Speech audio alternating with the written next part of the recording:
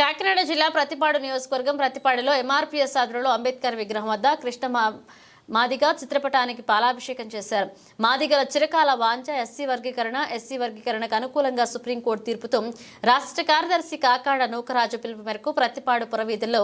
డప్పులు వాయిస్తూ మాదిగ సోదరులు ర్యాలీ నిర్వహించారు. ఈ సందర్భంగా కాకాడ నూకరాజు మీడియాతో మాట్లాడారు. ఈ కార్యక్రమంలో కాకినాడ జిల్లా అధ్యక్షుడు అనంతారపు రాజు, జిల్లా working president Devarapu Madhu, MSP జిల్లా ప్రధాన కార్యదర్శి దూలపల్లి రమణ, మాదిగపల్లి బలరాముడు, జిల్లా వైస్ ప్రెసిడెంట్ హరిబాబు, జిల్లా ప్రధాన కార్యదర్శి వేమగిరి నాని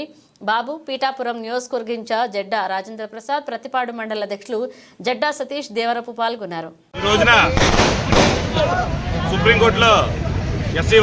వర్గీకరణపై మరి మాదిగల చిరకాల కోరిక 30 సంవత్సరాల నుంచి మందకృష్ణ మాదిగ నాయకత్వంలో అలుపెరగని పోరాటం చేసి ఈ రోజున మరి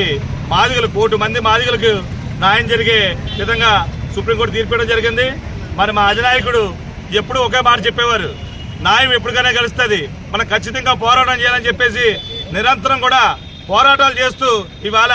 ప్రతి మాదిగకు కూడా న్యాయం జరిగేలాగా ఉద్యమంలో పాల్గొకపోయినా సరే ప్రతి మాదిగ ఈ రోజున కృష్ణ మాదిగ గారు సాధించిన ఫలాలను అందుకుంటారని చెప్పేసి ఈ సందర్భంగా తెలియజేసుకుంటూ, ఎప్పటికైనా సరే గతంలో 2004లో చంద్రబాబు నాయుడు గారు చేసినప్పుడు వర్గీకరణ చేసినప్పుడు 20,000 ఉద్యోగాలు వచ్చాయి మాదిగలకి. మరి ఈ రోజున 20 సంవత్సరాల తర్వాత మరి ఇదే రోజున అదే ముఖ్యమంత్రి చంద్రబాబు నాయుడు ఉన్నప్పుడు వర్గీకరణ జరగటం చాలా శుభప్రాయం. ఎందుకంటే ఖచ్చితంగా ఇప్పుడు తెలంగాణలో రేవంత్ రెడ్డి గారు ప్రకటించినట్టు చంద్రబాబు నాయుడు కూడా ఇక్కడ నిర్ణయం తీసుకుని ఇప్పుడు ఏదైతే డిఎస్సీ నోటిఫికేషన్ అయ్యి ఉన్నాయో అందులో వర్గీకరణ అమలు చేస్తే మాదిగల కుటుంబాల్లో వెలుగు నింపుతుందని చెప్పేసి సందర్భంగా తెలియజేసుకుంటూ, మరి ఈ ఉద్యమానికి నాయకత్వం వహించిన మా నాయకుడు మందకృష్ణ మాదిగ గారు 30 సంవత్సరాల నుంచి ఆయన పడ్డ కష్టానికి మాదిగ జాతి ఏమి ఇచ్చినా రుణం తీర్చుకోలేదు. ఎందుకంటే ఆయన కుటుంబాన్ని వదిలేసి 3 నెలలు 4 నెలలు ఢిల్లీ అన్ని తిరుగుతూ ఇవాళ మాదిగలకు చాలా మంది అన్నారు, ఆయన ఎంతో మంది దూషించారు, ఆయనతో ఉద్యమం చేసిన అంతా వదిలేసి వెళ్ళిపోయారు. అయినా సరే వదలకుండా ఆయన నమ్మిన సిద్ధాంతం కోసం పోరాటం చేస్తూ ఇవాళ మాదిగల కోసం ఇంత ఉద్యమాలు చేసి ఇవాళ జీవితాలు ఎదుగుదింపిన మహానుభావుడు మందకృష్ణ మాదిగ మాకు అయితే మహాత్ముడితో సమానం. ఆయన మరి సుప్రీంకోర్టు న్యాయస్థానం మనకి చేస్తున్నటువంటి వర్గీకరణ నిమిత్తము న్యాయమైన తీర్పు గౌరవమాన్య శ్రీ మందకృష్ణ మాదిగ గారి ఆదేశాలతో ఈ దేశ ప్రధాని అయినటువంటి నరేంద్ర మోడీ గారి సలహాతో ఈరోజు ఎప్పటి నుంచో గత పూర్వం నుంచి బాధపడుతున్నటువంటి మాదిగల యొక్క చిరకాల వాంఛైనటువంటి ఎస్సీ వర్గీకరణ సాధించుకునే క్రమంలో న్యాయమైన తీర్పు 1 కోటి మంది మాదిగలు ఈ దేశంలో ఎంతమంది అయితే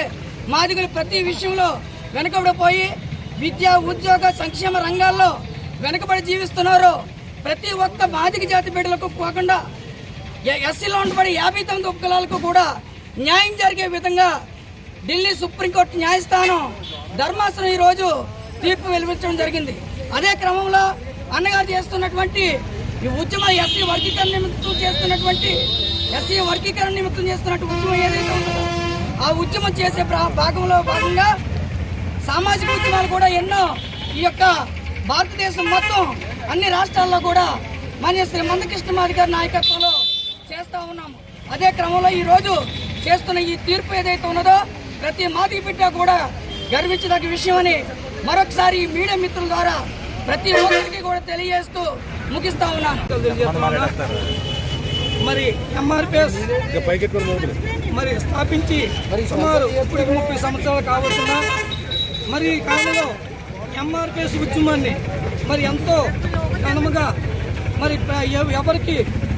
మరి ఏ విధమైన ఇబ్బందులు లేకుండా మరి ఎస్సీ వర్గీకరణ సాధించడంలో భాగంగా అన్ని ప్రభుత్వాలని కలగట్టి మరి ఈరోజు మరి ధర్మాసనం ఇచ్చిన తీర్పు మన శ్రీ మందకృష్ణ గారు చేసిన కృషి ఆ ధర్మాసనం 7 ధర్మాసనంలో 6 చక్కటి తీర్పిచ్చి ఇది సామాన్య న్యాయము, ఇది వర్గీకరణ చేస్తే మాదిగ ఉపకులాలందరికీ కూడా న్యాయం జరుగుతుందని ఇచ్చిన మరి ధర్మాత్ములకి అందరికీ కూడా పేరున ఉద్యమాలు తెలుసు. మరి ఈ రోజు మరి మాకింత విధంగా మరి ఉద్యమంలో మేము పాల్గొని మాకంటే ముందు ఉద్యమం చేసిన నాయకులు ఎంతో మంది ప్రాణ త్యాగాలు చేసి ఈరోజు ఎన్నో సామాజిక ఉద్యమాలు